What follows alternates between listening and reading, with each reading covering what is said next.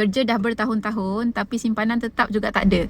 Kalau tuan-puan adalah golongan yang makan gaji dan selalu rasa duit cepat habis, ini 3 cara mudah simpan emas yang terbukti berjaya bantu ramai orang untuk ada simpanan yang kukuh. Yang pertama, beli emas sebagai simpanan dan bukan pelaburan. Bila kita anggap emas ni sebagai simpanan, kita tak terlalu fokus turun naik harga emas. Sebaliknya, kita akan konsisten sahaja membeli emas mengikut bajet.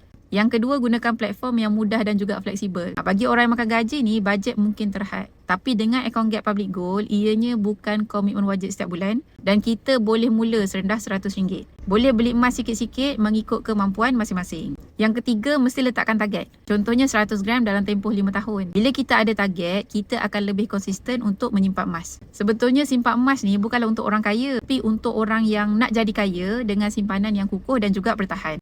Kalau tuan-puan adalah golongan makan gaji dan rasa susah nak simpan duit dan nak tukar strategi kepada simpanan emas, boleh tinggalkan maklumat. Nanti saya akan hubungi tuan-puan untuk guide step by step bagaimana cara untuk tuan-puan bermula.